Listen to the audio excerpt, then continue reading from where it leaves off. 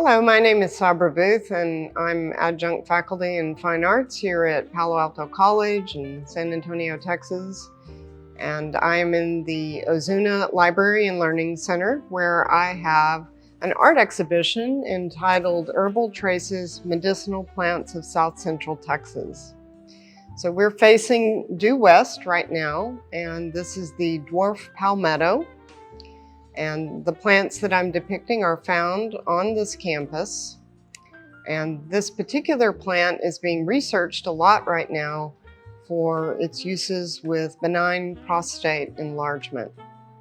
Also, I grew up partially on the beaches of Fort Lauderdale, Florida, so I have a special affection for palms. So we're facing the south side of the library, and behind me is the dandelion piece. An aspect of this project was to highlight common plants that we don't pay much attention to. And dandelions are everywhere, but they have powerful medicinal abilities. They're associated with detoxification of the body, especially the gastrointestinal system. And recently they're being researched for their antidepressant effects. So you can see that there's a shadow cast onto the front of the panel, and that shadow is coming from a stencil that's been intricately cut and is on the back of the frame. The front of the frame I paint usually monochromatically with using special inks and some watercoloring gouache.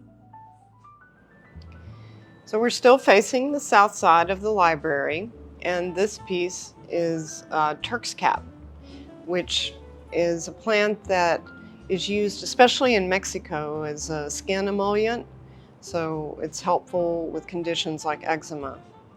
It also grows everywhere in San Antonio, and it has this lovely complementary color interaction with the yellow-green leaves and then the scarlet twirling blossoms.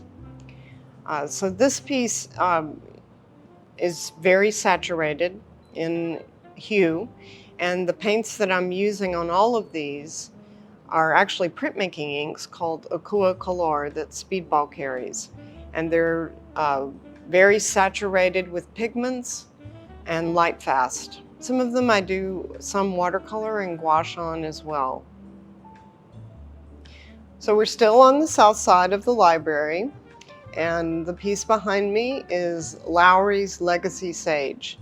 And it was named after a famed botanist who was instrumental in saving many native Texas plants, including sage. Sage has the medicinal properties of helping brain health, like brain trauma, and cognition. It's also just a pleasant aroma to have in your home. And in choosing the colors to paint this, I framed it with like a phthalo green and then lavender. And on our campus, we have gorgeous bushes with many of these lavender blossoms. So we're now facing the north side of the library, and behind me is the Texas persimmon. And this is the only plant I depicted that is fruiting. So you can see the fruit goes from yellow-green and then radically changes as it ripens to a deep, dark black purple. So the Texas persimmon, the bark is used to make a tea that can help with sore throats, toothaches.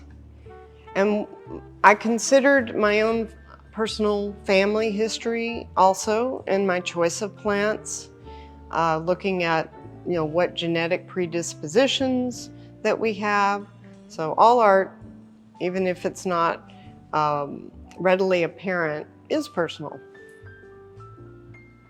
We're now facing the east side of the library, and behind me is the evening primrose. It's a delicate, lovely little flower that blossoms all over San Antonio during the spring. But don't be deceived. It may look fragile, but it has powerful uses, especially for women's health relative to menstruation and postmenopause. I would like to add that This exhibition has been funded by the Alice Clayburgh Reynolds Foundation, as well as the City of San Antonio Arts and Culture Department Individual Artist Grant 2024.